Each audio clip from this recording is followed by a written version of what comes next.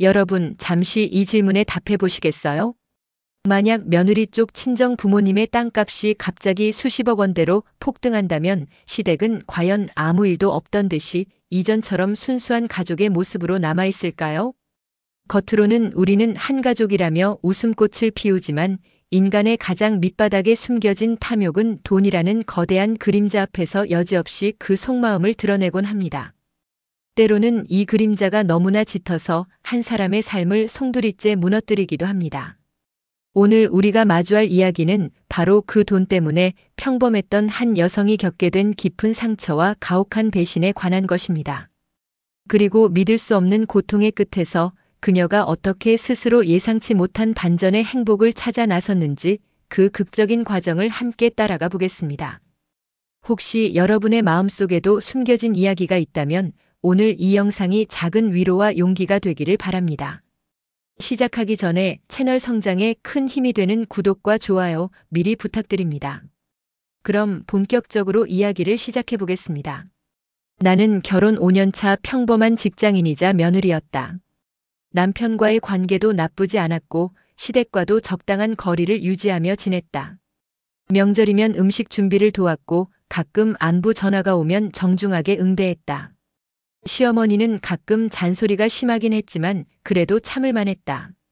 우리 부부는 작은 아파트에서 살았고 나는 회사에서 팀장을 맡고 있었다. 남편은 중견기업 과장으로 일했다. 특별히 부자는 아니었지만 그렇다고 가난하지도 않았다. 그저 평범한 맞벌이 부부였다. 주말이면 가끔 영화를 보러 가거나 근교로 드라이브를 갔다. 친정 부모님은 시골에서 작은 밭을 가꾸며 사셨다.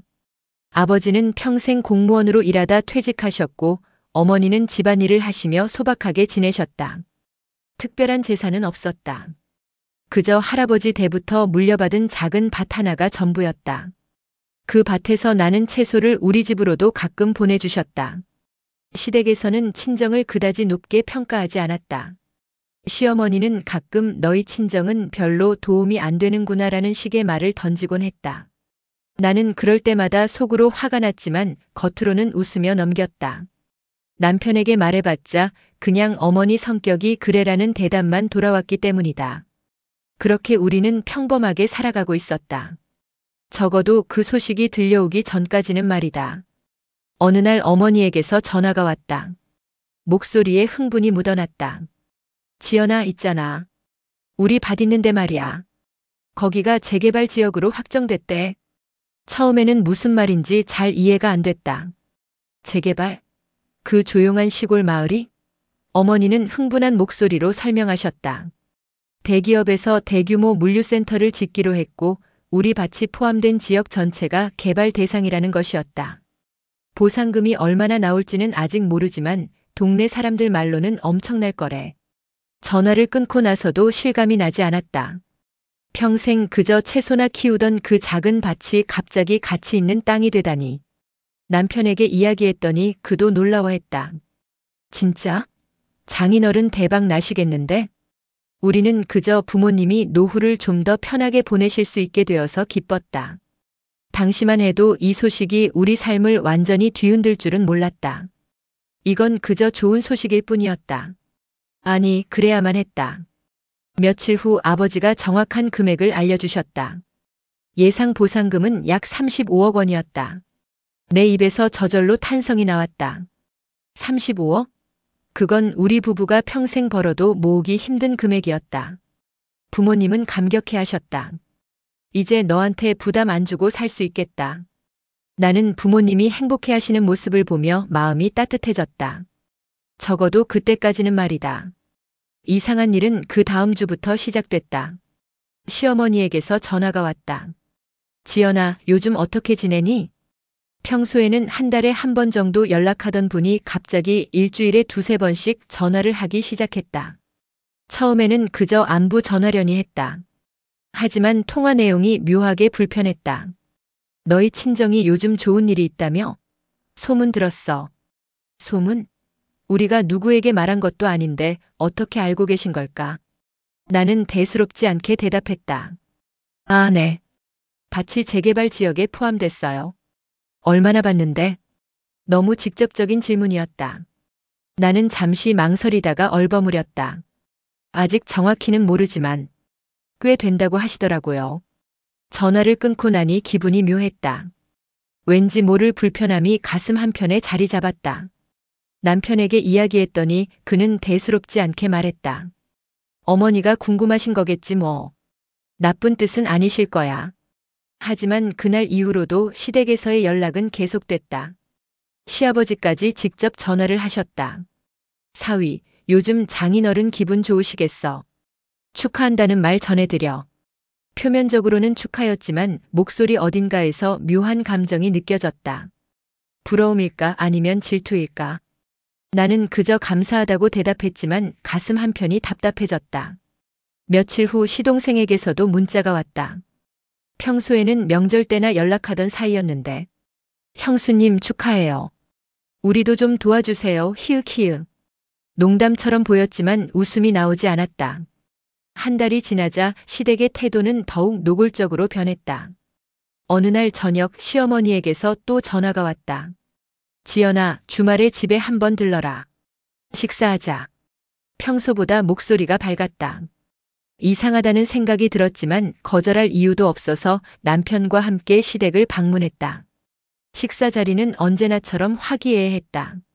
하지만 식사가 끝나고 차를 마시는 시간 시어머니가 본론을 꺼냈다. 지연아, 너희 친정에서 보상금 언제 받는다고 하던? 아직 정확한 날짜는 안 나왔어요. 그래?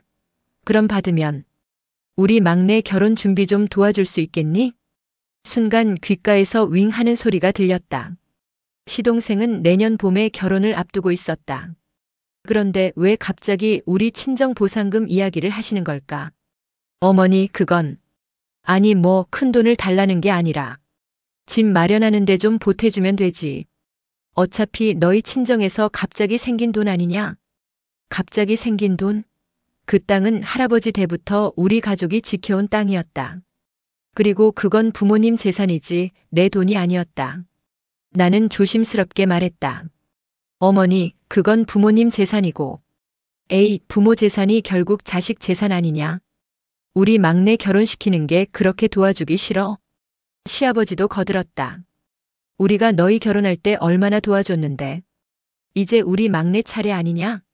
나는 말문이 막혔다. 남편은 옆에서 그저 난처한 표정으로 앉아만 있었다. 집으로 돌아오는 차 안 나는 남편에게 물었다. 당신은 어떻게 생각해? 글쎄, 도와줄 수 있으면 도와주는 게 맞지 않을까? 그 순간 나는 외로움을 느꼈다. 고민 끝에 나는 부모님께 전화를 드렸다. 상황을 설명하자 아버지는 한숨을 쉬셨다. 지연아, 내가 판단해. 하지만 그쪽 집안이 너무 당연하게 요구하는 건 좀. 괜찮아요, 아빠. 시동생도 결혼하는데 조금은 도와줘야죠.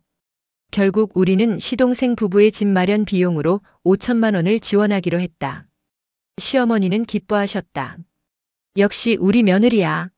고맙다, 지연아. 하지만 그 고마움은 그 자리뿐이었다.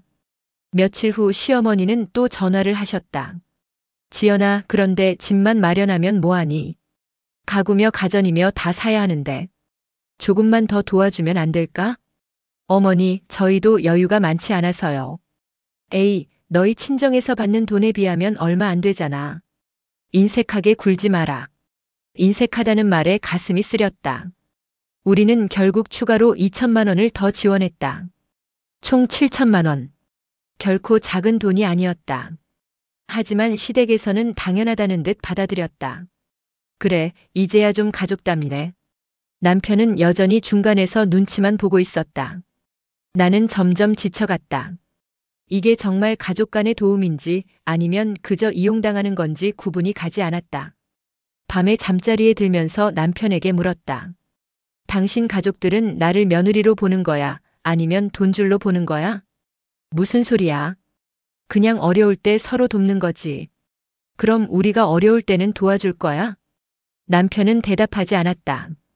그 침묵이 모든 것을 말해주는 것 같았다. 시동생의 결혼식이 끝나고 몇 달이 지났다. 나는 이제 좀 조용해지겠거니 생각했다. 하지만 현실은 달랐다. 어느 날 시어머니가 우리 집으로 찾아오셨다. 표정이 심각했다. 지연아, 앉아봐. 할 얘기가 있어. 가슴이 철렁 내려앉았다. 또 무슨 일일까? 시어머니는 한숨을 쉬며 말씀하셨다. 우리 막내 며느리가 임신을 했는데 집이 너무 좁아서 걱정이야. 방이 하나 더 있는 곳으로 이사를 가야 할 것 같은데. 그건 축하할 일이네요. 그런데 이사 비용 좀 도와줄 수 있겠니? 아이 낳으면 돈 들어갈 데가 한두 군데가 아니잖아. 나는 말문이 막혔다. 이사는 시동생 부부가 알아서 해야 하는 일 아닌가. 그런데 왜 우리에게 손을 벌리는 걸까? 어머니, 저희도 계획이 있어서요. 무슨 계획? 너희 친정에서 받은 돈 다 어디 갔니? 조금씩 나눠 쓰면 되잖아.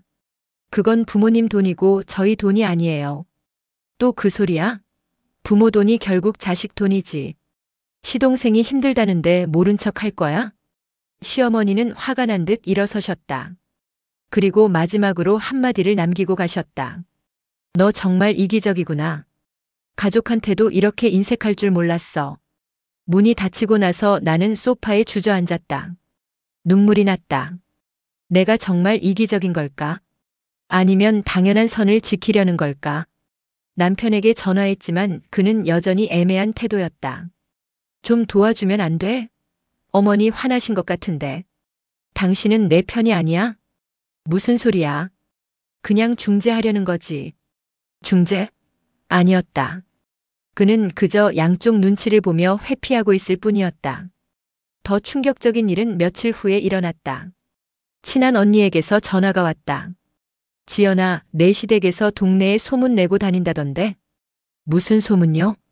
너희 친정이 재개발로 대박 났다고, 그래서 시동생 집도 사주고 차도 사줬다고 말하고 다닌대. 근데 그게 진짜야? 나는 어이가 없었다. 차는 사준 적도 없었다. 집 마련 비용 일부를 도와준 것뿐인데 마치 우리가 전부 다 해준 것처럼 과장해서 말하고 다니다니. 언니, 그건 사실이 아니에요. 저희는. 나도 그럴 줄 알았어. 근데 내 시어머니가 동네 사람들한테 그렇게 자랑하고 다닌대. 너희 며느리가 효녀라고. 전화를 끊고 나서 분노가 치밀어 올랐다.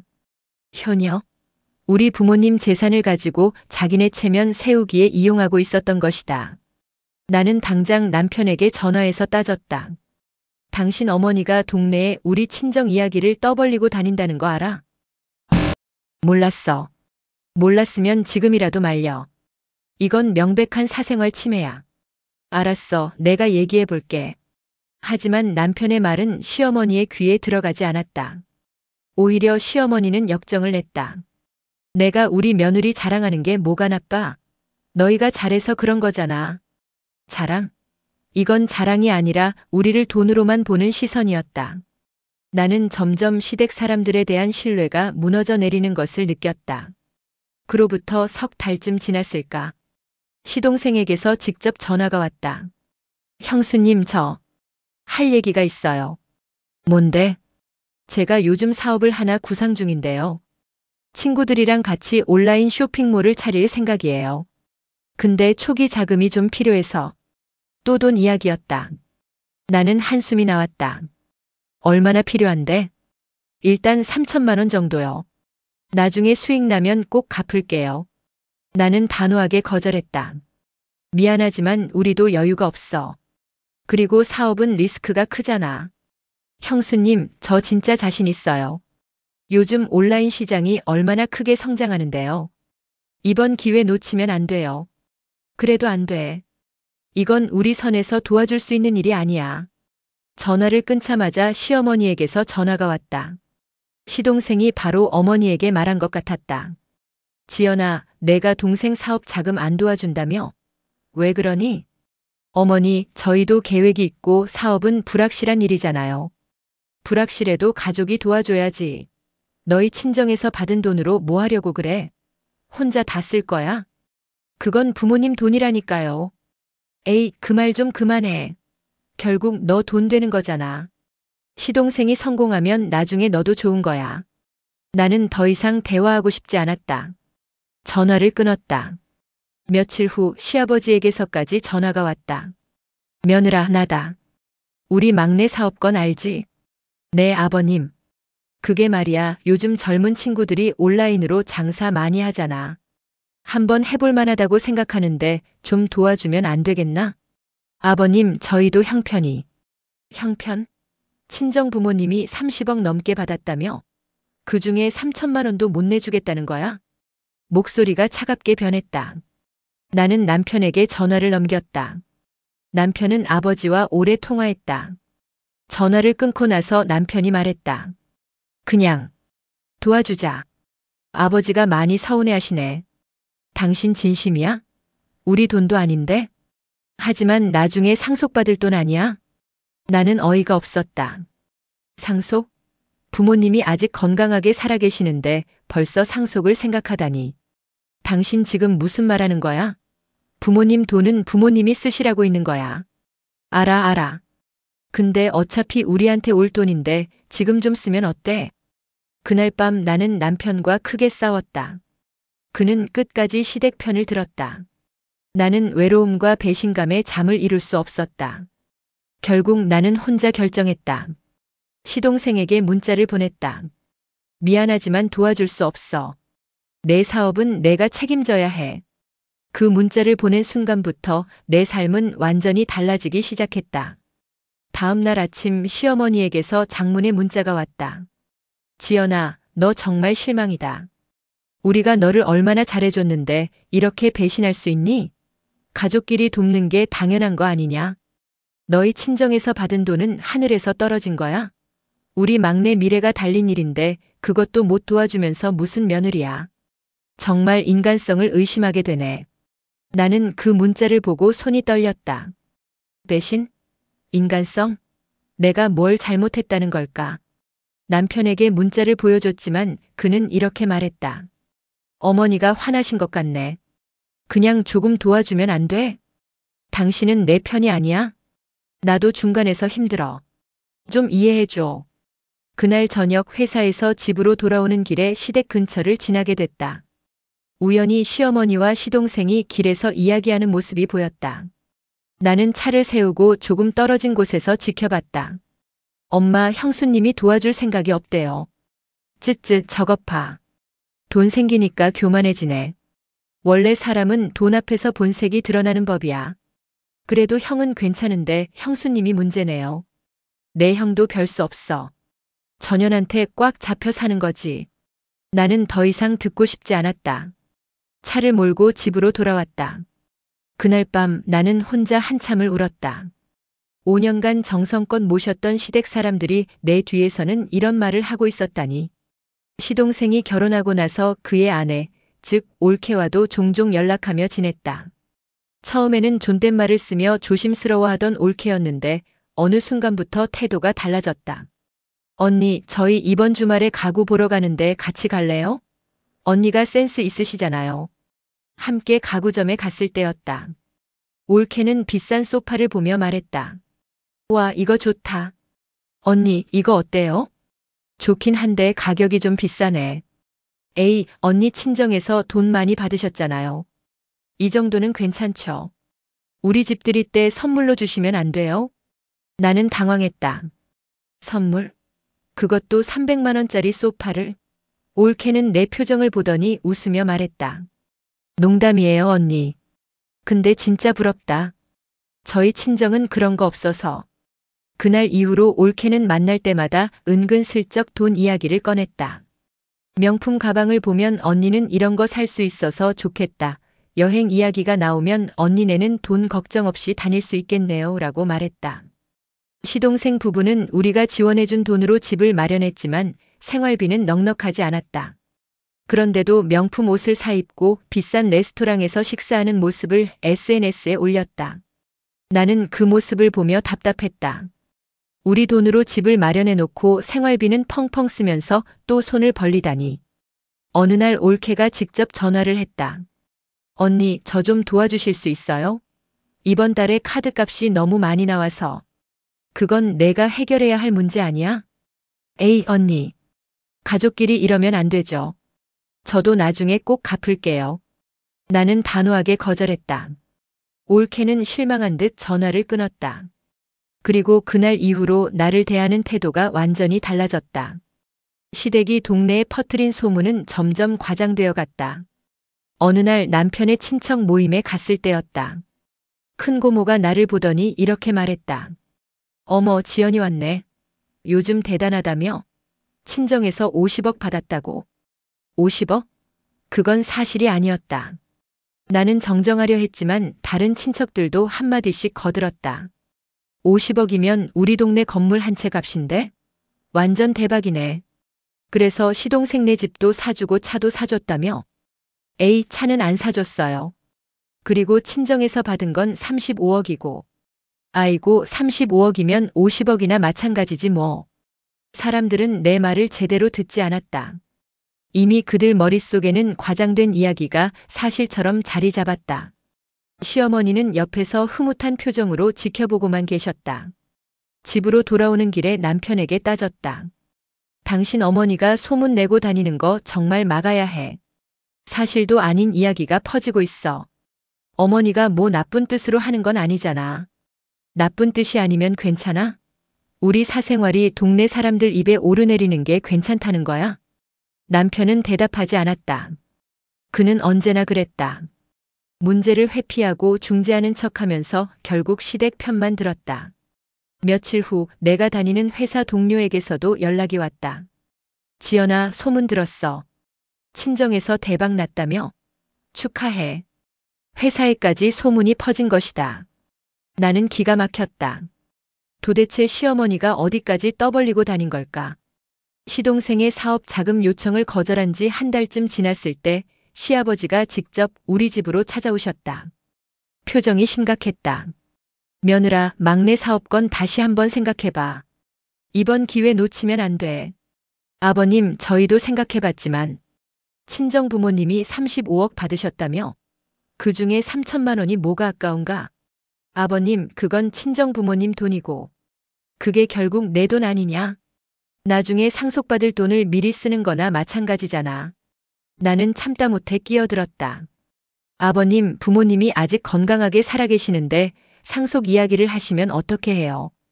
그리고 그 돈은 부모님이 노후에 쓰실 돈이에요. 노후? 35억이면 평생 써도 남는 돈이야. 3천만 원쯤은 나눠줘도 되잖아. 시아버지는 점점 목소리를 높였다. 결국 그날은 아무 결론 없이 돌아가셨다. 하지만 그 다음 날부터 시댁 식구들의 압박은 더욱 심해졌다. 시어머니는 매일같이 전화를 걸어 넌지시 압박했다. 지연아, 우리 막내가 요즘 사업 때문에 스트레스가 심해. 얼굴이 많이 상했더라. 시동생은 직접 문자를 보냈다. 형수님, 제발 한 번만 도와주세요. 이번 기회 놓치면 저 평생 후회할 것 같아요. 올케까지 가세했다. 언니, 저희 남편이 요즘 잠도 제대로 못 자요. 언니가 조금만 마음 써주시면 되는데. 나는 더 이상 견딜 수 없었다. 남편에게 말했다. 이거 봐. 당신 가족들이 나한테 뭘 바라는지 알겠어? 그냥 돈줄로밖에 안 보는 거야. 그렇게까지 생각하지 마. 그냥 가족끼리 돕는 거지. 가족? 진짜 가족이라면 이렇게까지 하지 않아. 나는 결심했다. 더 이상 끌려다니지 않겠다고. 시동생에게 정중하지만 단호한 문자를 보냈다. 미안하지만 우리는 도와줄 수 없어. 사업은 내 능력으로 시작해야 의미가 있는 거야. 우리도 우리 계획이 있고 친정 부모님 돈을 함부로 쓸 수 없어. 이해해줘. 답장은 오지 않았다. 대신 시어머니에게서 전화가 왔다. 목소리가 차가웠다. 지연아, 내가 그렇게까지 냉정한 사람인 줄 몰랐다. 어머니, 저는 냉정한 게 아니에요. 당연한 선을 지키는 거예요. 당연한 선? 가족이 어려울 때 돕는 게 당연한 거지. 너희 친정에서 받은 돈이 하늘에서 떨어진 줄 아니? 그것도 우리 아들 덕분에 내가 우리 집안에 시집 온 거 아니야? 나는 귀를 의심했다. 우리 아들 덕분? 마치 남편이 나에게 큰 혜택을 베푼 것처럼 말씀하시는 것이었다. 어머니, 그건 너무하신 거 아니에요? 뭐가 너무해? 사실을 말하는 건데. 넌 우리 아들 만나서 좋은 집안 며느리 됐잖아. 그런데 지금 은혜를 원수로 갚는구나. 전화는 그렇게 끊겼다. 나는 멍하니 앉아 있었다. 은혜를 원수로? 내가 뭘 잘못했단 말인가? 그날 밤 남편이 퇴근했다. 나는 오늘 있었던 일을 이야기했다.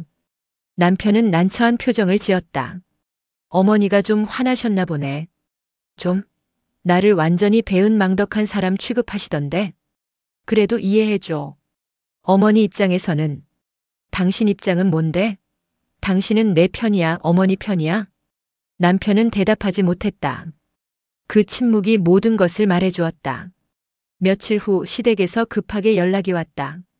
시아버지 생신이니 저녁 식사를 함께 하자는 것이었다.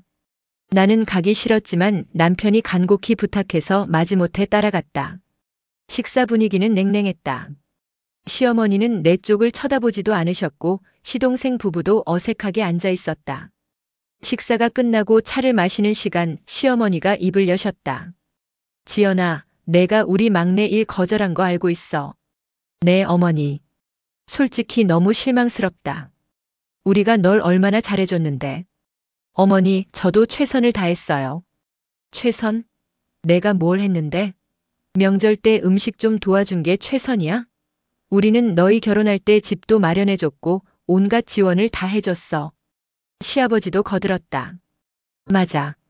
우리가 얼마나 많이 도와줬는데. 이제 내 친정에서 돈 좀 생겼다고 이렇게 배은망덕하게 구는 거야? 나는 참았던 말이 터져나왔다. 제가 뭘 잘못했는지 모르겠어요. 시동생 결혼 자금도 도와드렸고 이사 비용도 도와드렸어요. 근데 왜 자꾸 더 요구하시는 거예요? 그게 뭐가 대수야? 너희 친정에서 받은 돈에 비하면 푼돈이지. 시어머니의 목소리가 점점 커졌다. 너 정말 이기적이야. 가족한테도 이렇게 인색할 줄 몰랐어. 내 친정 부모들이 너를 어떻게 키웠길래 이 모양이니? 순간 머리끝까지 화가 치밀었다. 부모님을 모욕하는 건 참을 수 없었다. 어머니, 부모님 욕은 하지 마세요. 욕? 이게 욕이야? 사실을 말하는 건데. 너희 부모들이 너를 제대로 가르쳤으면 이렇게 안 나왔지. 나는 더 이상 참을 수 없어서 자리에서 일어났다. 남편의 팔을 잡아당겼다. 가자. 지연아, 진정해. 가자니까. 우리는 그렇게 시댁을 나왔다. 다음 날 아침 시아버지에게서 전화가 왔다. 며느라, 어제는 다들 흥분해서 그랬어. 하지만 우리 요구가 그렇게 무리한 건 아니잖아. 아버님, 솔직히 말하면 내 친정 부모님이 받은 35억 중에 내가 받을 몫이 적어도 10억은 되지 않겠니? 그 중에서 3천만 원 정도는 미리 써도 되는 거 아닌가? 10억? 나는 화를 참으며 말했다. 아버님, 제 부모님은 아직 건강하시고 그 돈은 부모님이 쓰실 돈이에요. 제가 받을 돈이 아니에요. 허허, 그래도 결국 내 돈 아니냐? 부모 재산은 자식 재산이지. 저희 부모님 돈을 제 맘대로 할 수 없어요. 그럼 부모님께 부탁이라도 해봐. 딸이 부탁하는데 안 들어주실 부모가 어디 있나? 나는 어이가 없었다. 이분들은 정말 내가 부모님께 손을 벌리길 바라는 것이었다. 그건 안 됩니다. 왜? 창피해서? 에이, 가족끼리 뭐가 창피해. 그냥 솔직하게 말씀드려. 시동생이 사업하는데 도와주세요 하면 되잖아. 아버님, 저는 그렇게 못해요. 못하는 게 아니라 안 하는 거지. 너 정말 이기적이구나. 우리 아들이 어떻게 이런 여자랑 결혼했는지. 전화를 끊었다. 손이 떨렸다. 남편은 난처한 표정으로 나를 바라봤다. 아버지 화나셨네. 당신은 뭐라고 생각해? 글쎄. 아버지 말씀도 일리는 있잖아. 그 순간 나는 깨달았다. 남편은 절대 내 편이 아니라는 것을. 그날 밤 남편과 긴 대화를 나눴다. 아니, 대화라기보다는 일방적인 설득이었다. 여보, 그냥 한 번만 도와주자. 3천만 원이면 우리한테는 큰 돈이지만 장인어른한테는 작은 돈 아니야? 그게 문제가 아니야. 시댁에서 우리를 어떻게 보는지 몰라. 뭘 어떻게 봐? 그냥 가족이니까 도움 요청하는 거지. 가족? 진짜 가족이라면 이렇게까지 압박하지 않아. 그리고 부모님 돈을 내 맘대로 쓸 수 없다고. 남편은 한숨을 쉬었다. 그럼 장인어른께 한번 여쭤보는 건 어때? 뭐? 그냥 상황을 설명하고 도와주실 수 있는지 여쭤보는 거야. 거절하시면 그만이고. 나는 믿을 수 없었다. 남편이 정말로 내가 부모님께 손을 벌리길 바라는 것이었다. 당신 미쳤어? 내가 어떻게 부모님께 그런 말을 해? 왜? 부모님이 딸 부탁 거절하겠어? 오히려 기꺼이 도와주실 거야. 그게 문제야. 부모님은 내가 부탁하면 거절 못 하신다고. 그걸 이용하라는 거야? 이용이 아니라 그냥 솔직하게 말씀드리는 거지. 나는 남편을 똑바로 쳐다봤다. 당신도 결국 시댁 편이구나. 무슨 소리야? 나는 중립적으로. 중립은 무슨? 당신은 처음부터 시댁 편이었어. 나는 그저 돈줄이었던 거지. 그날 밤 나는 거실 소파에서 잤다. 결혼 후 처음으로 남편과 같은 방을 쓰지 않았다. 그 후로 시댁과의 관계는 완전히 얼어붙었다. 시어머니는 나에게 전화를 걸지 않았고 시동생 부부도 연락을 끊었다. 겉으로는 평온해 보였지만 사실 이건 폭풍 전야였다. 명절이 다가왔다. 추석이었다. 나는 가기 싫었지만 남편이 간곡히 부탁했다. 제발 이번만 가자. 아무 일 없을 거야. 하지만 시댁에 도착한 순간부터 분위기가 이상했다. 시어머니는 나를 보고도 인사를 하지 않으셨다. 시동생 부부도 마찬가지였다. 나는 그저 조용히 음식 준비를 도왔다. 제사를 지내고 식사를 할 때였다. 시어머니가 갑자기 입을 여셨다. 지연이는 음식 안 먹어도 돼. 우리 집안 제사 음식은 가족만 먹는 거니까. 순간 식탁이 조용해졌다. 나는 믿을 수 없었다. 가족이 아니라고? 5년간 며느리로 살아왔는데? 어머니, 그게 무슨 말씀이세요? 무슨 말이긴. 가족이라면 서로 도와야 하는데 넌 그러지 않잖아. 그럼 가족이 아니지. 시아버지도 거들었다. 맞아. 우리가 필요할 때는 모른 척하면서 명절 음식은 먹으려고 하네. 나는 눈물이 날 것 같았다. 남편은 아무 말도 하지 않고 고개를 숙이고 있었다. 나는 젓가락을 내려놓고 일어났다. 죄송합니다. 잠깐 나가볼게요. 밖으로 나와서 한참을 울었다. 남편이 뒤따라 나왔지만 나는 그를 보고 싶지 않았다. 당신도 가족이 아니라고 생각해? 남편은 대답하지 못했다. 그 침묵이 모든 것을 말해주었다. 그 명절 이후로 시댁에서의 따돌림은 노골적으로 변했다. 시어머니는 가족 단체 채팅방에서 나를 내보냈다. 시동생의 결혼 기념일 파티에도 우리만 초대받지 못했다. 친척 모임이 있어도 연락이 오지 않았다. 남편은 혼자 시댁 행사에 참석했다. 나는 혼자 집에 남았다. 어느 날 남편이 시댁에 다녀온 후 말했다. 어머니가 내 이야기를 하시더라. 뭐라고? 내가. 우리 집안의 골칫거리래. 돈은 많으면서 인심은 없다고. 나는 허탈하게 웃었다. 그래서? 당신은 뭐라고 했는데? 아무 말도 못했어. 왜? 변명이라도 해줬어야지. 변명할 게 뭐 있어? 사실 어머니 말씀도 틀린 건 아니잖아. 그 말을 듣는 순간 내 안에서 무언가가 끊어지는 소리가 들렸다. 남편도 결국 시댁과 같은 생각이었던 것이다. 회사에서도 소문이 돌았다. 시어머니가 동네에 퍼뜨린 이야기가 직장까지 흘러들어온 것이다. 지연 씨 친정이 대박 났는데 시댁은 안 도와준대요. 정말요? 가족한테 왜 그러는 거예요? 나는 해명하고 싶었지만 이미 사람들은 자기들이 믿고 싶은 이야기를 믿고 있었다. 나는 점점 고립되어 갔다. 집에서도 시댁에서도 직장에서도. 나는 어디에도 속하지 못한 채 혼자였다. 결국 그날이 왔다. 시아버지 생신 모임에 남편이 나를 데려갔다. 나는 가기 싫었지만 남편이 이번에는 정말 조용히 넘어갈 거야 라고 약속했기에 따라갔다. 하지만 예상대로 조용하지 않았다. 식사 중에 시어머니가 친척들 앞에서 말했다. 우리 며느리 친정이 재개발로 35억을 받았대요. 그런데 시동생 사업 자금 3천만 원은 안 도와준다고 하네요. 참 이해가 안 가죠? 친척들이 웅성거리기 시작했다. 나는 얼굴이 화끈거렸다. 어머니, 지금 이게 뭐 하시는 거예요? 뭐 하긴 사실을 말하는 거지. 35억 중에 3천만 원이 뭐가 아까워서 그러니? 그건 제 부모님 돈이에요. 결국 내 돈 될 거잖아. 왜 자꾸 남의 돈인 척하니? 시아버지도 가세했다. 우리가 너희 결혼할 때 얼마나 도와줬는데. 이제 와서 이렇게 배은망덕하게 구는 거야? 나는 더 이상 참을 수 없었다. 제가 뭘 잘못했는지 모르겠어요. 시동생 결혼 자금도 도와드렸고 이사 비용도 도와드렸어요. 그런데 왜 자꾸 더 요구하세요? 그게 뭐가 대수냐? 내 친정에서 받은 돈에 비하면 아무것도 아니잖아. 시어머니가 소리쳤다. 당장 나가. 넌 이제 우리 집안 사람이 아니야. 나는 울컥해서 자리에서 일어났다. 남편을 쳐다봤지만 그는 고개를 숙이고 있었다. 나는 혼자 시댁을 나왔다.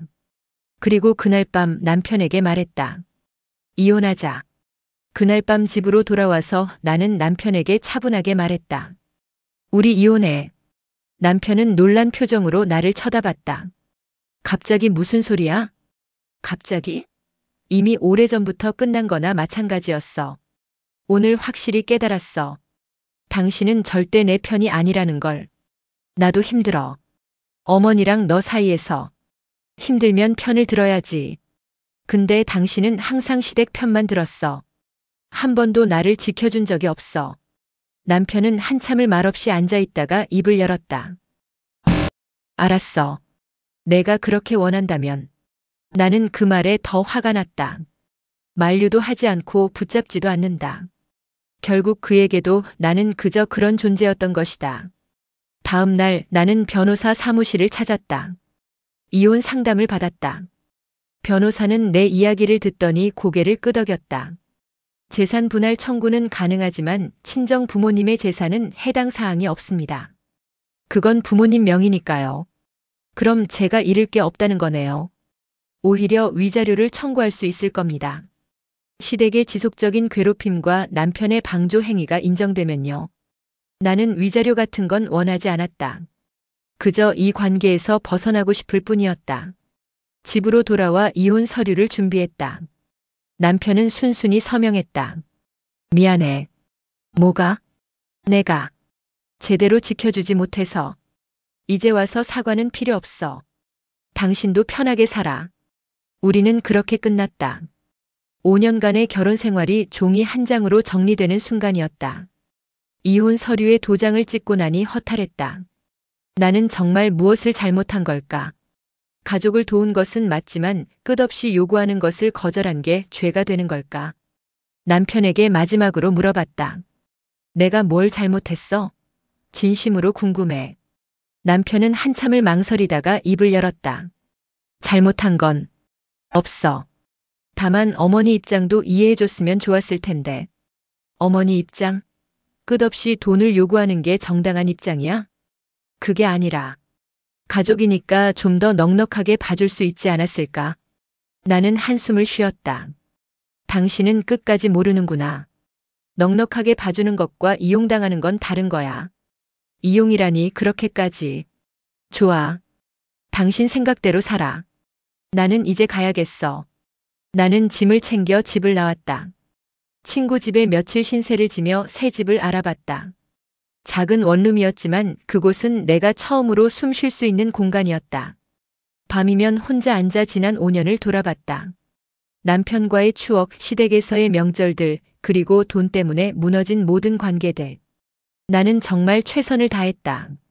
하지만 그들에게는 부족했다. 어느 날 밤 부모님께 전화를 드렸다. 이혼 사실을 알리자 어머니가 울음을 터뜨리셨다. 지연아, 미안해. 우리 때문에. 아니에요, 엄마. 엄마 잘못이 아니에요. 그 사람들이 문제였어요. 하지만 부모님은 자책하셨다. 재산이 생긴 것이 딸의 결혼을 망쳤다고 생각하신 것이다. 이혼 서류에 최종 서명을 하는 날이었다. 법원에서 남편과 마주쳤다. 우리는 서로를 보며 아무 말도 하지 않았다. 서류 절차를 마치고 밖으로 나왔다. 햇살이 눈부셨다. 자유로웠지만 동시에 허전했다. 5년이라는 시간이 한순간에 사라진 기분이었다. 남편이 뒤에서 불렀다. 지연아. 왜? 정말. 미안해. 나는 고개를 저었다. 미안하다는 말은 이제 필요 없어요. 각자 잘 살아요. 그렇게 우리는 헤어졌다. 완전히. 돌이킬 수 없이. 집으로 돌아오는 길 나는 울지 않았다. 이미 눈물은 다 말라버렸기 때문이다. 새 집에 도착해서 짐을 정리하며 생각했다. 이제 어떻게 살아야 할까? 5년간 며느리로 아내로 살았던 내가 이제는 그저 나 자신으로 돌아왔다. 거울을 봤다. 거울 속에 나는 많이 지쳐 보였다. 하지만 동시에 어딘가 홀가분해 보이기도 했다. 더 이상 시댁 눈치를 볼 필요도 남편 비위를 맞출 필요도 없었다. 밤에 침대에 누워 천장을 바라봤다. 고요했다. 너무 고요해서 오히려 무서울 정도였다. 하지만 이 고요함이 나쁘지 않았다. 적어도 여기서는 아무도 나를 비난하지 않았고 아무도 돈을 요구하지 않았다. 이혼 후 첫 주말이 왔다. 평소라면 시댁에 가거나 남편과 어딘가 나갔을 시간이었다. 하지만 이제는 그럴 필요가 없었다. 나는 혼자 카페에 앉아 커피를 마셨다. 창밖을 바라보며 생각에 잠겼다. 지난 5년이 정말 의미 없었을까? 아니었다. 적어도 나는 배웠다. 돈 앞에서 사람이 어떻게 변하는지, 가족이라는 이름이 때로는 얼마나 무거운 짐이 되는지. 회사에서는 여전히 소문이 돌았다.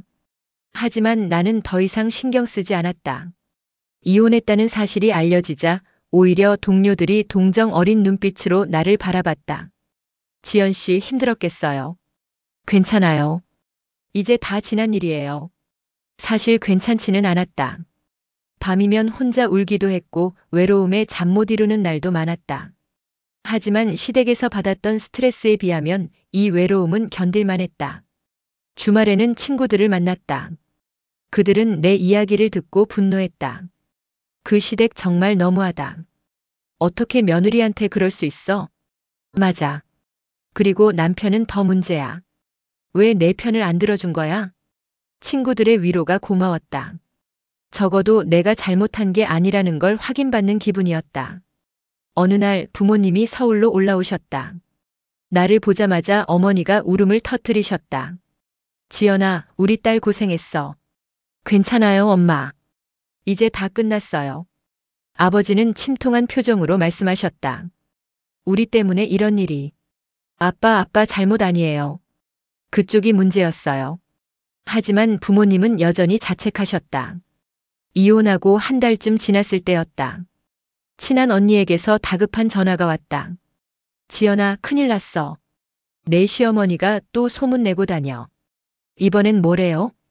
내가 친정 재산 때문에 교만해져서 시댁을 무시했고 결국 이혼까지 갔다고 말하고 다닌대.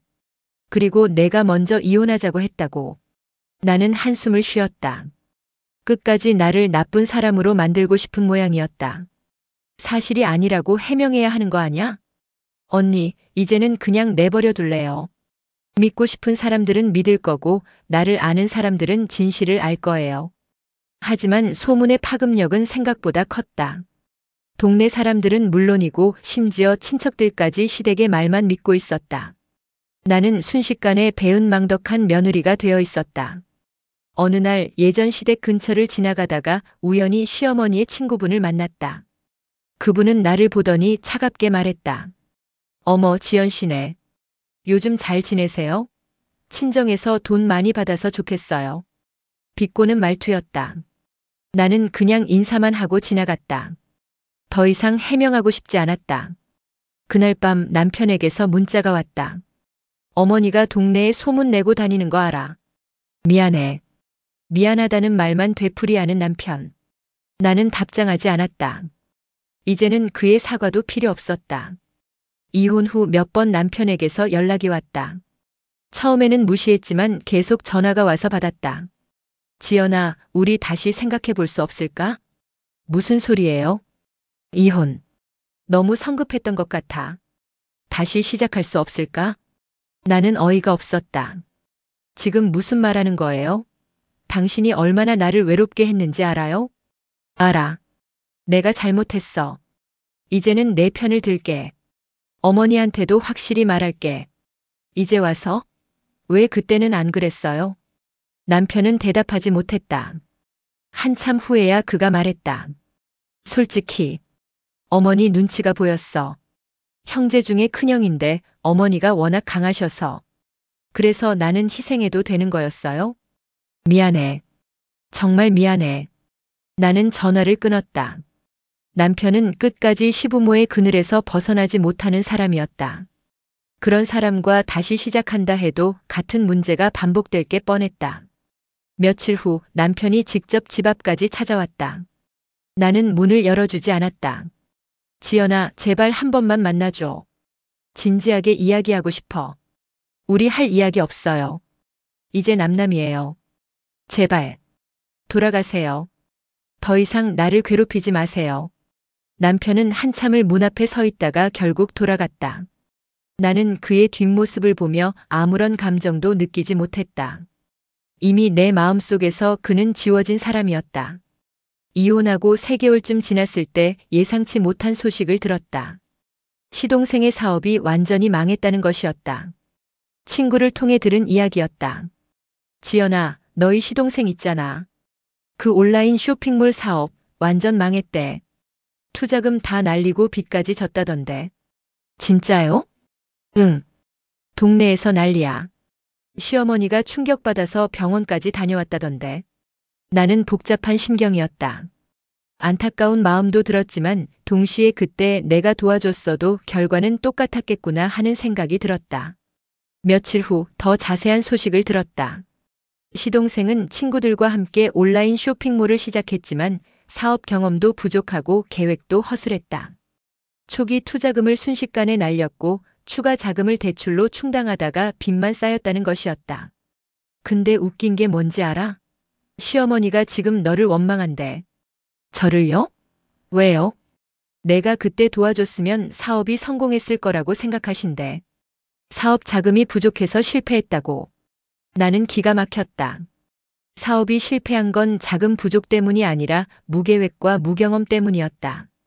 하지만 시어머니는 그 책임을 나에게 돌리고 있었던 것이다. 그날 밤 남편에게서 전화가 왔다. 지연아, 동생 사업 실패한 거 알아? 들었어요. 어머니가 너를 많이 원망하셔. 제 잘못이 아니에요. 알아. 하지만 어머니는. 나는 전화를 끊었다. 끝까지 나를 탓하는 시댁과 그런 시댁을 감싸는 남편. 이혼이 정말 잘한 선택이었다는 확신이 들었다. 시동생의 사업 실패 후 시댁의 나에 대한 원망은 더욱 커졌다. 동네에서는 새로운 소문이 돌았다. 지연이가 시동생 도와줬으면 사업이 성공했을 텐데. 그러게. 친정에서 그렇게 많은 돈 받아놓고 가족은 안 도와주다니. 역시 돈이 사람을 변하게 하는구나. 나는 그 소문들을 듣고도 해명하지 않았다. 어차피 믿고 싶은 사람들만 믿을 뿐이었다. 그래도 마음 한편으로는 씁쓸했다. 이혼 후 6개월이 지났다. 나는 천천히 내 삶을 재정비하기 시작했다. 회사 일에 더 집중했고 퇴근 후에는 요가 수업을 들으며 심신을 가다듬었다. 회사에서도 승진 기회가 왔다. 팀장에서 부장으로 올라가는 것이었다. 친구들은 내가 달라졌다고 말했다. 지연아, 너 요즘 표정이 밝아졌어. 예전에는 항상 뭔가 짓눌린 것 같았는데. 그래. 나도 요즘 가벼운 기분이야. 역시 이혼 잘한 거야. 그 시댁이랑 남편 너한테 독이었어. 사실이었다. 나는 그들과 헤어진 후 비로소 숨을 쉴 수 있게 됐다. 더 이상 눈치 볼 사람도 비위 맞출 사람도 없었다. 부모님도 안심하셨다. 지연아, 너 요즘 보니까 정말 좋아 보인다. 엄마가 걱정 많이 했는데. 엄마, 저 괜찮아요. 오히려 지금이 더 행복해요. 진심이었다. 이혼 직후에는 허전하고 외로웠지만 이제는 내 삶이 내 것이라는 사실이 좋았다. 주변 사람들은 내 편이 되어줬다. 회사 동료들, 친구들, 그리고 부모님. 그들은 한결같이 말했다. 지연아, 넌 잘못한 거 하나도 없어. 어느 날 대학 때 친한 친구 수진이가 저녁을 같이 먹자고 했다. 오랜만에 만난 수진이는 내 이야기를 듣고 눈물을 글썽였다. 지연아, 너 진짜 고생 많았다. 그 시댁 너무하네. 이제 다 지난 일이야. 그래도 화나. 가족이란 이름으로 이용하다니. 그리고 남편은 더 문제야. 왜 내 편을 안 들어준 거야? 수진아, 이제는 그 이야기 하기 싫어. 앞으로만 보고 싶어. 수진이가 내 손을 꼭 잡았다. 그래. 넌 충분히 잘할 수 있어. 앞으로 좋은 일만 있을 거야. 회사에서도 응원이 이어졌다. 부장 승진 소식을 듣고 팀원들이 축하 파티를 열어줬다. 부장님 축하드려요. 정말 잘 어울리세요. 고마워. 다들 덕분이야. 부장님 보면서 배워요. 힘든 일이 있어도 끝까지 이겨내는 모습이 정말 멋있어요. 그들의 말이 큰 위로가 됐다. 나는 혼자가 아니었다. 진심으로 나를 아끼는 사람들이 있었다. 밤에 집으로 돌아와 거울을 봤다. 거울 속에 나는 이제 지쳐 보이지 않았다. 오히려 당당하고 밝아 보였다. 나는 미소를 지었다. 이제 정말 새로운 시작이었다. 이혼 후 1년이 다 되어갈 무렵 나는 완전히 다른 사람이 되어 있었다. 결혼 전에 그 자유롭고 당당했던 내가 돌아왔다. 새벽에 일어나 가벼운 조깅을 했다. 한강 공원을 뛰며 상쾌한 공기를 마셨다. 예전에는 아침마다 시댁 걱정, 남편 걱정으로 정신이 없었는데 이제는 오롯이 나를 위한 시간이었다. 주말에는 등산 동호회 활동도 시작했다. 지연 씨, 요즘 정말 행복해 보여요. 등산 동호회에서 만난 언니가 말했다. 감사해요. 저도 그렇게 느껴져요. 혹시 무슨 좋은 일 있어요? 특별한 건 없어요. 그냥 제 인생을 살고 있다는 게 행복해요. 진심이었다. 더 이상 누군가의 며느리가 아닌, 누군가의 아내가 아닌 그저 나 자신으로 사는 것. 그것이 이렇게 행복한 일인 줄 몰랐다. 어느 토요일 오후 나는 카페에서 책을 읽고 있었다. 창밖으로 가을 햇살이 따스하게 비쳤다. 평화로운 시간이었다. 지연 씨? 익숙한 목소리에 고개를 들었다. 그곳에는 민혁이 서 있었다. 대학 동기였던 민혁. 졸업 후에는 가끔 동창회에서 마주치는 정도였다. 민혁 씨? 오랜만이에요. 정말 오랜만이네요. 여기 앉아도 될까요? 네, 그러세요. 민혁은 커피를 주문하고 내 맞은편에 앉았다. 그는 여전히 온화한 미소를 지었다. 잘 지냈어요? 네, 그럭저럭요. 민혁 씨는요? 저도 잘 지내고 있어요. 그런데 이혼하셨다는 소식 들었어요. 나는 잠시 당황했지만 숨길 필요도 없었다. 네. 1년 전쯤에요. 힘드셨겠어요. 처음에는 그랬죠. 지금은 괜찮아요. 민혁은 고개를 끄덕이며 말했다. 지연 씨, 대학 때부터 봐왔는데 항상 밝고 긍정적이었잖아요. 지금 모습을 보니 그때 그 모습이 다시 보이네요. 그 말에 나는 미소를 지었다. 민혁은 언제나 상대방을 편하게 해주는 사람이었다. 우리는 그렇게 오랜 시간 이야기를 나눴다. 일 이야기, 취미 이야기, 그리고 인생 이야기. 민혁은 이혼에 대해 더 묻지 않았다. 대신 앞으로의 계획을 물었다. 앞으로 뭐 하고 싶은 거 있어요? 글쎄요. 지금은 일에 집중하고 저를 돌보는 시간을 갖고 싶어요. 좋은 생각이에요. 저도 요즘 그런 시간이 필요하다고 느끼고 있어요. 헤어질 시간이 되자 민혁이 물었다. 다음에 또 만나도 될까요? 이렇게 이야기 나누니까 좋네요. 나는 잠시 망설였다. 하지만 거절할 이유도 없었다. 네, 좋아요. 우리는 연락처를 교환하고 헤어졌다. 집으로 돌아오는 길 기분이 묘했다. 설레는 건 아니었지만 뭔가 따뜻한 감정이 들었다. 민혁과는 그 후로 가끔 만났다. 커피를 마시거나 가벼운 산책을 하며 이야기를 나눴다. 그는 좋은 청취자였고 나를 편하게 만들어줬다. 어느 날 한강 공원을 걷다가 민혁이 조심스럽게 물었다. 지연 씨, 불편하면 대답 안 해도 되는데. 이혼 사유가 뭐였어요? 나는 잠시 생각하다가 솔직하게 대답했다. 시댁 문제였어요. 친정에서 재산이 생겼는데 시댁에서 끝없이 요구를 했고 남편은 제 편이 아니었어요. 민혁은 고개를 끄덕였다. 힘드셨겠어요. 가족이라는 이름으로 압박하는 게 제일 힘들죠. 민혁 씨도 그런 경험이 있어요? 직접적으로는 아니지만 주변에서 봤어요. 돈 문제는 정말 사람을 변하게 만들더라고요. 그의 말에 위로가 됐다. 민혁은 내 상황을 이해해줬고 판단하지 않았다. 지연 씨는 잘못한 게 없어요. 자신을 지킨 거예요. 고마워요. 그 말 들으니까 마음이 놓이네요. 우리는 그렇게 천천히 가까워졌다. 민혁과 함께 있으면 편했다. 그는 나에게 무언가를 요구하지 않았고 있는 그대로의 나를 받아들여줬다. 어느 날 민혁이 자신의 이야기를 꺼냈다. 저도 사실 2년 전에 약혼이 파기됐어요. 아, 그랬군요. 상대방 부모님이 제 직업을 마음에 들어하지 않으셨어요. 건축가라는 게 불안정하다고. 그건 상대방이 잘못 생각한 거예요. 민혁 씨는 훌륭한 건축가잖아요. 민혁은 쓴웃음을 지었다. 고마워요. 그 일 이후로 연애에 대한 두려움이 좀 생겼어요. 하지만 지연 씨 만나면서 다시 마음이 열리는 것 같아요. 그의 솔직한 고백에 나는 가슴이 두근거렸다. 민혁과 좋은 시간을 보내던 어느 날 예전 남편에게서 갑자기 전화가 왔다. 지연아, 나야. 무슨 일이에요? 만나서 이야기 좀 할 수 있을까? 중요한 얘기가 있어. 우리 할 이야기 없어요. 제발.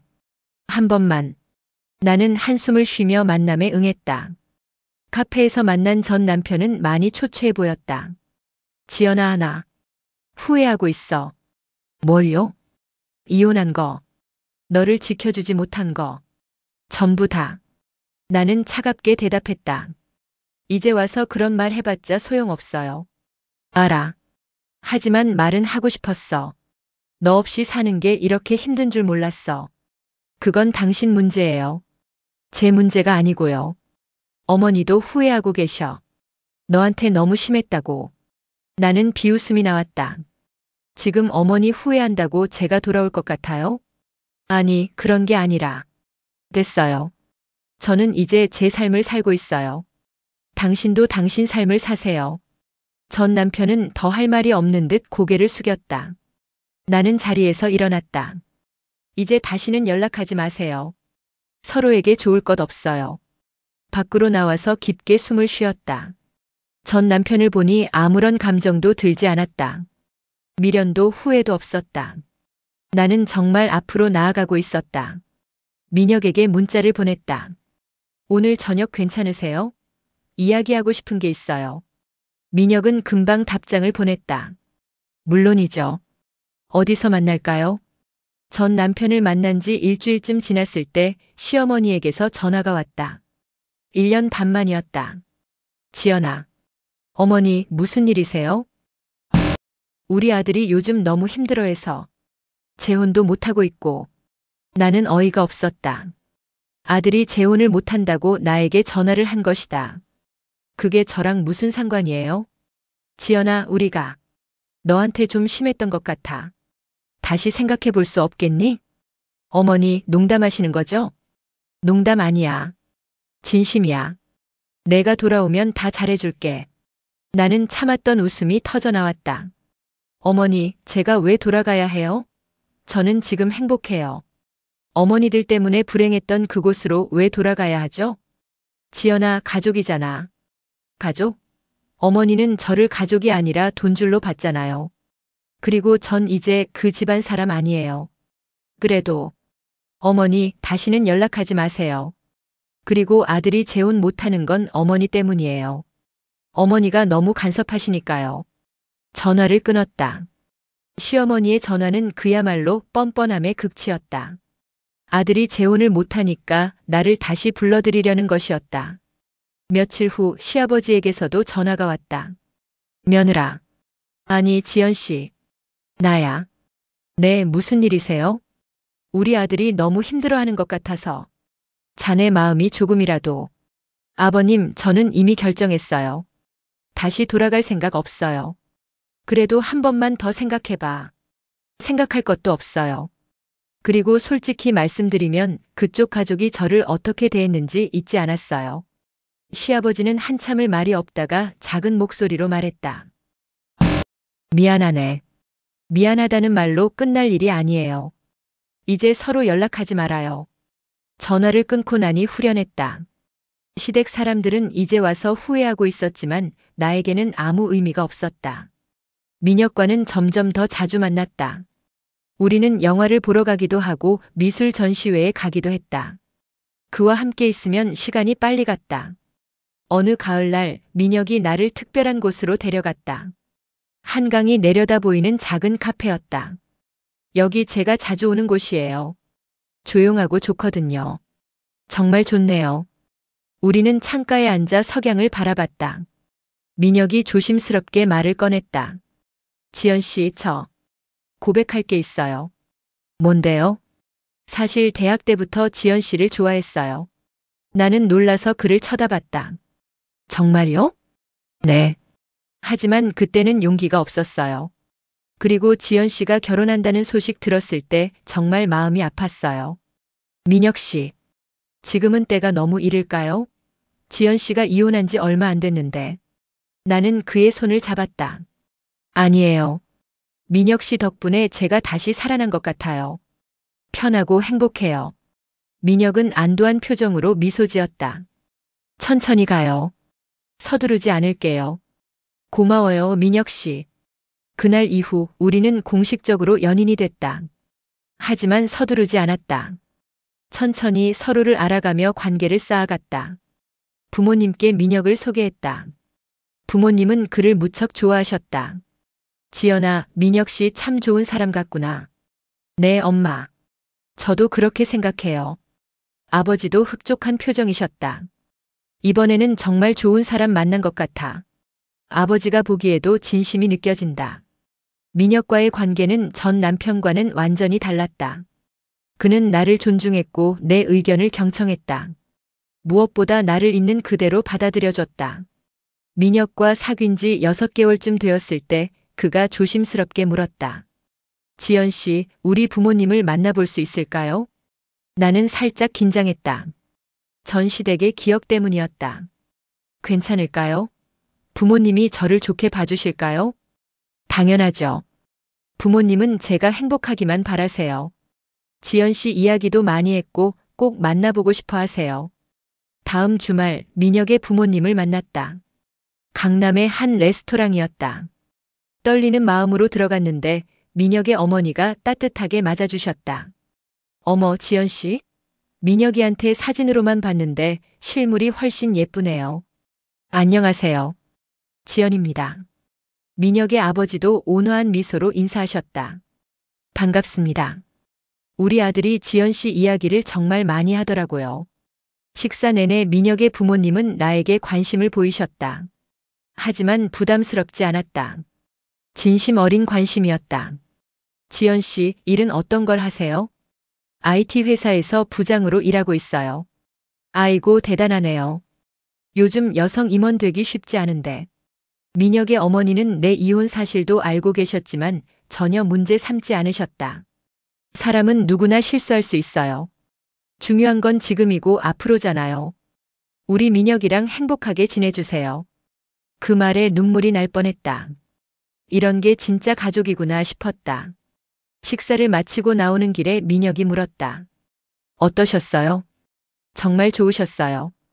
부모님이 이렇게 따뜻하실 줄 몰랐어요. 다행이네요. 부모님도 지연 씨를 정말 마음에 들어 하셨어요. 나는 처음으로 결혼에 대해 두려움 없이 생각할 수 있었다. 민혁의 부모님을 만난 지 한 달쯤 지났을 때 민혁이 나에게 조심스럽게 말했다. 지연 씨, 사실 제가 말하지 않은 게 하나 있어요. 뭔데요? 우리 집안 이야기인데. 부담 가질까봐 말 안 했어요. 나는 궁금해졌다. 말해보세요. 우리 아버지가 강남에 건물을 좀 가지고 계세요. 할아버지 때부터 물려받은 건데 지금은 가치가 꽤 올랐어요. 아, 그렇구나. 그래서 사실 저희 집이 재산이 좀 있어요. 하지만 저는 그걸 중요하게 생각하지 않아요. 제 능력으로 살고 싶거든요.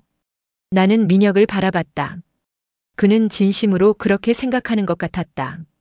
민혁 씨, 저도 그런 거 신경 안 써요. 저는 민혁 씨라는 사람이 좋은 거예요. 정말요? 네. 만약 제가 재산 때문에 사람을 만난다면 전 시댁 사람들이랑 다를 게 뭐예요? 민혁은 안도한 표정으로 나를 안았다. 고마워요, 지연 씨. 그 말 들으니까 정말 마음이 놓여요. 며칠 후 친구 수진이에게서 전화가 왔다. 지연아, 너 지금 만나는 사람이 민혁이 맞아? 응, 왜? 야, 그 집안 진짜 대단한 데야. 강남에 건물이 엄청 많대. 그래? 나는 잘 몰랐는데. 너 진짜 운 좋다. 이번에는 제대로 잘 만났네. 나는 웃었다. 수진아, 나는 민혁이가 어떤 사람인지가 중요해. 재산은 상관없어. 알아. 근데 좋잖아. 좋은 사람인데 집안까지 좋으면. 사실이었다. 하지만 나에게 중요한 건 민혁이라는 사람 그 자체였다. 그가 나를 어떻게 대하는지, 우리가 함께 있을 때 얼마나 행복한지. 그게 전부였다. 민혁과의 관계가 깊어지면서 결혼 이야기가 자연스럽게 나왔다. 어느 날 저녁 민혁이 프러포즈를 했다. 지연 씨, 저와 결혼해 주시겠어요? 나는 잠시 망설였다. 결혼. 그 단어가 주는 무게감이 여전히 무거웠다. 민혁 씨, 솔직히 말하면 아직 두려워요. 전 결혼 생활이요. 당연해요. 지연 씨가 겪은 일을 생각하면. 하지만 민혁 씨와는 다를 것 같아요. 민혁 씨는 저를 있는 그대로 봐주잖아요. 그럼 제 청혼을 받아주시겠어요? 나는 깊이 생각했다. 민혁의 재산? 그건 중요하지 않았다. 중요한 건 그가 나를 어떻게 대하는지, 우리가 함께 어떤 미래를 만들어갈 수 있는지였다. 네, 민혁 씨. 결혼해요. 민혁은 기뻐하며 나를 안아줬다. 우리는 서로를 꼭 껴안았다. 이번에는 정말 행복할 수 있을 것 같았다. 결혼 준비를 하며 나는 확신했다. 나는 재산 때문에 민혁을 선택한 게 아니라 사람 민혁을 선택한 것이라고. 그가 가난했어도 나는 그를 선택했을 것이다. 민혁의 부모님도 우리 결혼을 진심으로 축하해 주셨다. 지연 씨, 우리 며느리가 되어줘서 고마워요. 민혁이가 정말 행복해 보여요. 제가 더 감사드려요, 어머님. 결혼식 날짜를 잡고 조용하게 준비를 진행했다. 화려할 필요는 없었다. 진심으로 축하해주는 사람들과 함께하는 것. 그것만으로 충분했다. 준비 과정 내내 민혁은 내 의견을 존중해줬다. 지연 씨가 원하는 대로 해요. 저는 지연 씨가 행복하면 그걸로 됐어요. 이것이 진짜 사랑이구나 싶었다. 요구하지 않고 존중하고 함께 만들어가는 것. 결혼식을 한 달 앞둔 어느 날 예상치 못한 소식을 들었다. 전시댁에서 내 재혼 소식을 들었다는 것이었다. 친구 수진이가 전화했다. 지연아, 내 전 시어머니가 동네에서 난리 났대. 왜? 내가 재혼한다는 소식 듣고 그것도 강남 부자 아들이랑 결혼한다고. 완전 충격받으셨나 봐. 나는 피식 웃었다. 그래서? 내 전 남편한테 왜 못 잡았냐고 난리치셨대. 아들 인생 망쳤다고. 참 웃기다. 자기들이 나를 쫓아낸 거면서. 며칠 후 전 남편에게서 문자가 왔다. 지연아, 재혼 축하해. 행복하게 살아. 나는 간단하게 답장했다. 고마워요. 당신도 잘 지내세요. 그리고 그의 번호를 삭제했다. 더 이상 과거에 연연할 필요가 없었다. 시어머니에게서도 전화가 왔다. 마지막이라 생각하고 받았다. 지연아, 내가 정말. 어머니, 이제 그만하세요. 저는 제 인생을 살고 있어요. 그 남자가 돈이 많아서 선택한 거지. 나는 차갑게 웃었다. 어머니는 끝까지 사람을 돈으로만 보시네요.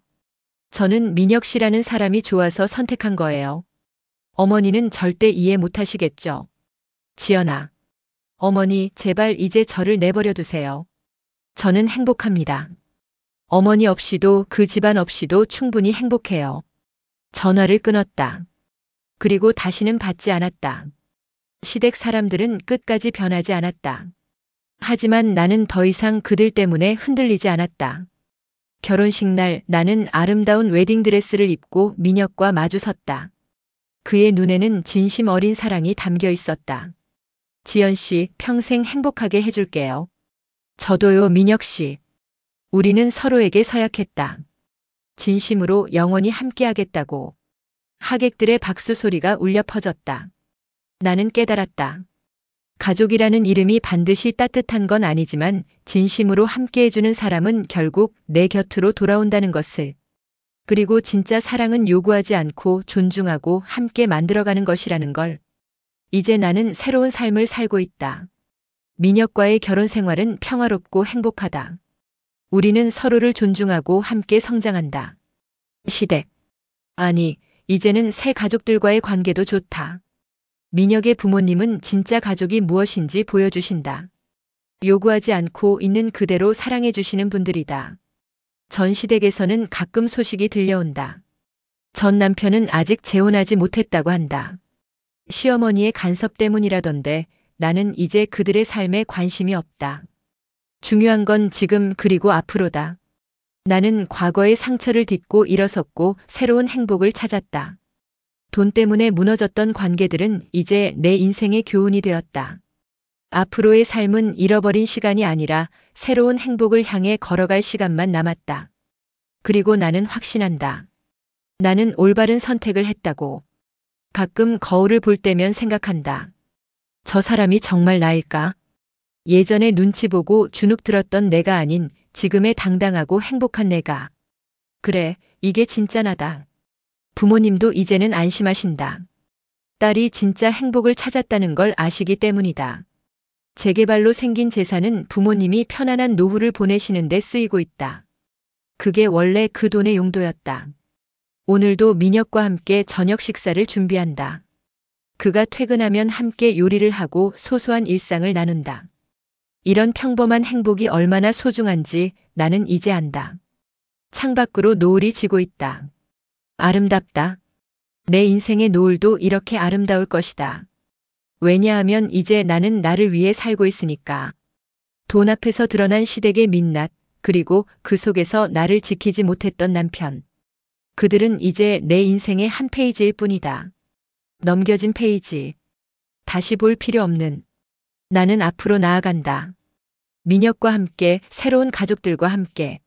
그리고 무엇보다 나 자신과 함께. 이것이 내 이야기다.